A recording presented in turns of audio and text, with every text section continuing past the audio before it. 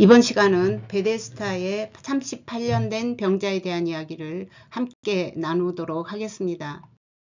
요한복음 5장 1절에서 3절까지가 본문 내용입니다. 그 후에 유대인의 명절이 되어 예수께서 예루살렘에 올라가시니 예루살렘에 있는 양문 곁에 히브리 말로 베데스다라 하는 못이 있는데 거기 행각 5이 있고 그 안에 많은 병자, 맹인, 다리 저는 사람, 혈기 마른 사람들이 누워 물의 움직임을 기다리니 이제 여기서 양문이라고 하는 것은요, 성경에서 사자의 문 또는 스데반의 문이라고도 합니다. 스데반의 문이라고 하는 이유는 스데반 집사가 성 안에서 복음을 전하다가 붙잡혀서 끌려 나온 문이 바로 이 양문입니다. 그래서 이 문으로 끌려 나와서 사도 바울, 그러니까 그때는 사울이었죠. 사도 바울이 보는 앞에서 돌에 맞아 순교한 그 곳이기도 합니다.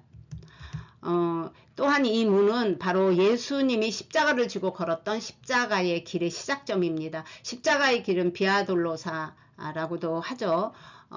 또한 요한복음 10장 7절에 내가 진실로 진실로 너에게 말하노니 나는 양의 문이다 라고 말을 합니다. 예수님 스스로가 자신을 그렇게 소개한 그 문이기도 합니다. 자, 오늘 본문에 양문 곁에 있는 베데스다 연못에 있었던 38년 된 병자를 고치신 말씀으로 우리가 다 알고 있는 내용입니다. 자, 그 베데스다 연못은 바로 이 양문 곁에 있었습니다.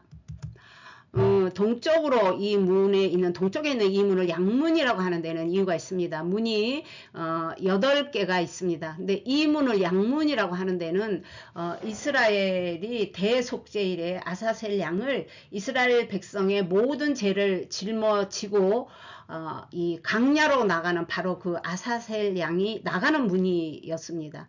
예수님도 이 문을 통해서 들어오게 되는데, 자, 이 문이 그렇게 통해서 나간 그 아사셀 양은 이 감람산을 넘어서 바로 유대 강야로 가게 됩니다. 유대 강야에서 아사셀 양은 절벽으로 떨어져 죽게 됩니다. 이스라엘 죄로 인해서.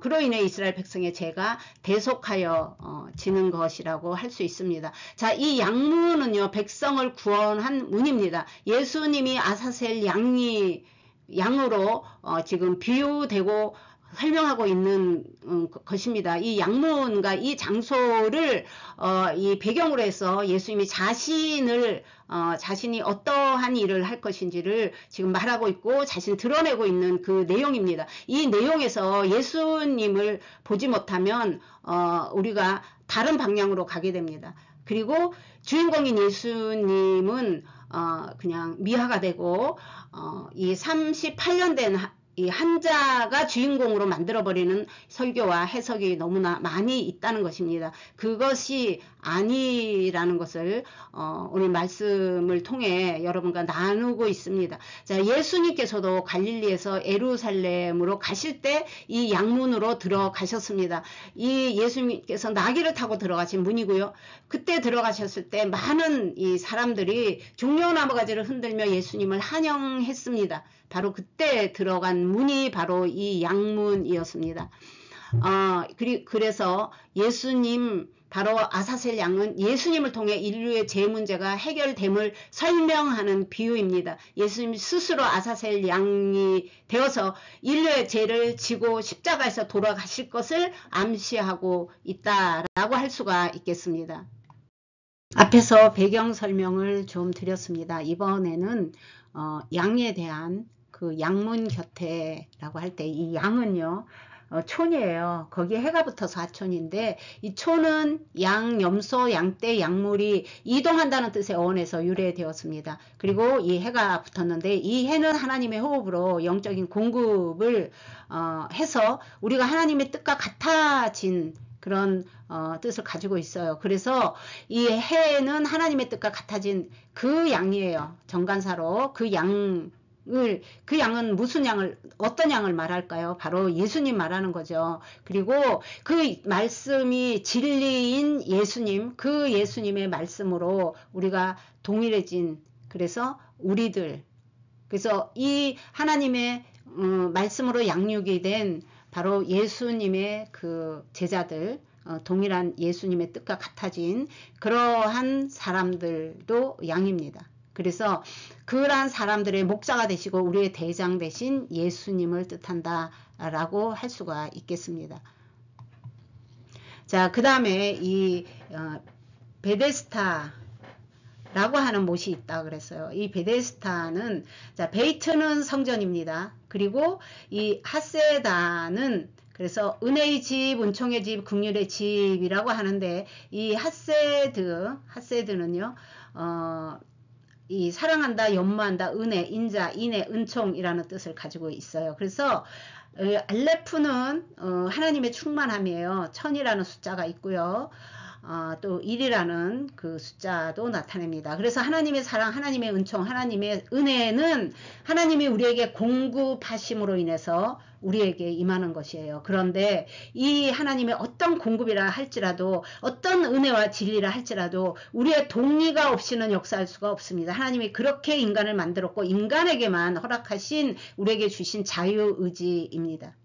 우리가 하나님의 말씀을 수납하고 동의할 때 하나님의 이러한 은혜와 은총과 사랑이 우리에게 임할 수 있고, 우리가 하나님이 원하시는 그 하나님의 뜻대로 만들어지는, 하나님의 뜻과 같아지는 그 양처럼 되는, 그러한 현상이 우리에게 일어나는데, 인간이 하나님에 대한 그 태도는 바로 경건함입니다.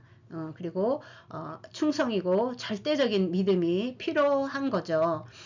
자, 이번에는 베레카, 이것은 이 못의 원어예요. 그래서 이 베레카는요, 연모 저수지 못이라고 되어 있습니다. 바라크에서 유래가 되었습니다. 이 바라크는요, 바로 축복을 뜻하죠. 그래서 바라크는 축복이라고 보통 말씀을 많이 합니다. 그런데 의미는 달라요. 히브리적 의미와 헬라적 의미가 동일한 축복이라는 이 단어를 가지고 있는데, 자, 이 헬라어는요, 복을 비는 사람의 어떠함에 이 중점을 둡니다. 그래서 그 사람이 자기에게 복을 줄 수 있는 대상, 이거는 비나이다 신앙에서부터 무속신앙, 전 세계에 깔려있는 모든 이방 신전에 가서 복을 빌 때, 그 복을 자기에게 줄 수 있는 그 대상이 자기에게 감화 감동하고 자기의 어떠한 비나이다 또는 시간을 들이고 물질을 들이고 자기의 어떠함을 들여서 오래 기도하고 참고 인내하고 그냥 그 앞에서 무릎 꿇고 비는 그 자세, 그런 것들을 보고 자기를 이제 그 좋게 보고 축복을 해줄 수 있다라는 관점을 가지고 있어요. 그래서 그렇게 애를 씁니다. 많은 희생을 하죠. 그러나 우리가 믿는 이 하나님은, 그래서 이제 그것을 히브리적 관점을 보면요, 무릎을 꿇다 꿇 엎드리다 로부터 시작을 해요. 히브리적 관점은 내가 죄인이라는 것을 깨닫고 내가 없어요. 내가 없고 완전히 나는 죽어서 하나님 앞에 엎드려서 꿇을 때, 그럴 때 이제 그분으로부터 우리에게 복이 임한다고 생각을 해요. 그래서 머리가 예수님이 된 사람들이 되어야 된다 하는 말이고, 예수님과 세례 요한도 회개하라 천국이 가까이 왔다라고 말씀을 하셨던 그 말씀이 되겠다라고 할 수가 있겠습니다.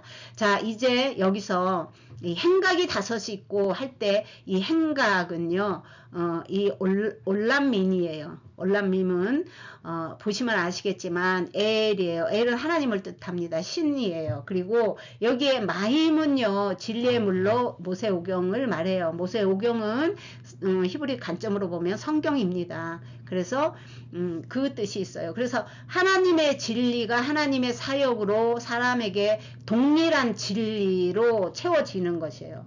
하나님의 생각과 같아진, 그 뜻과 같아진 뜻이라고 말씀을 드릴 수가 있겠습니다.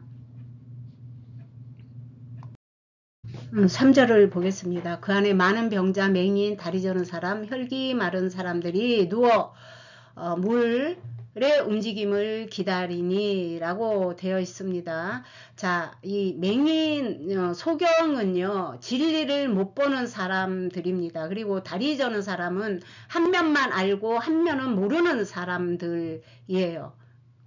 신랑이신 예수님이 없다, 짝이 없다 라는 뜻도 가르고 있습니다. 이 원어를 보면요, 으피세임이라고 하는데, 이것은 페사흐, 바로 6월절 넘어가다 뛰어넘다 라는 뜻을 가지고 있습니다. 그 페사흐에 이 페사흐에 이제 하나님의 사역으로 이 진리로 채워진, 그리고 이 바브는 그리고 라는 뜻을 가지고 있습니다. 바로 이 6월절은요, 6월절은 출애굽할 때 유대인들이 양을 잡아 문설주에 바른 사람들은 바로 그 형벌과 재난, 어떤 형벌이고 재난이냐 하면 문설주에 바르지 않은 모든 집의 초태생이 사람과 짐승까지 처음 난 자를 다 죽게 하는 그러한 내용입니다. 그래서 6월절 양은 바로 예수님을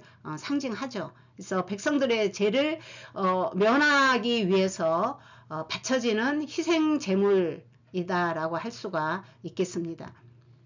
자, 그 다음에는 이 마른 자, 혈기 마른 자가 있는데, 혈기 마른 자는요, 하나님을 믿는데 메말라 있는 사람들이에요. 교회에서 아무리 많은 일을 하고 해도 그 사람의 심령 안에 하나님의 진리가 없을 수가 있어요. 그래서 이것은 영적인 수혈이 안 된 자를 뜻한다 라고 할 수가 있겠습니다. 그 다음에 이제 이 누워 있다라고 할 때 이 샤카프는 드러눕다 자다 라는 뜻을 가지고 있고, 게으른 사람들에 대해서 그 뜻을 나타내고 있다라고 할 수가 있겠습니다. 또 이 움직이는데, 이 움직인다 라는 것을 할 때 우리가 그 물이 움직일 때 천사가 물을 움직일 때 그 가장 먼저 들어가는 그 한 사람이 낫는다 라고 주로 많이 말씀을 하시죠. 근데 이 타누아트는요, 이 움직인다는 뜻은 움직이다, 독려하다는 뜻을 가지고 있어요. 근데 무엇이 움직이는가가 중요해요. 앞에 이 하나님의 진리가 있잖아요. 이 마임이 있는 곳으로 그 사람의 그 마음이 움직인다는 거예요. 그래서 그것을 이제 동한다. 그 진리가 우리 안에 들어오는 사람들의 마음은 다 그 진리 쪽으로 움직이게 돼 있죠. 그래서 예수님의 진리를 따라 움직이는 다는 뜻을 가지고 있다라고 할 수가 있겠습니다.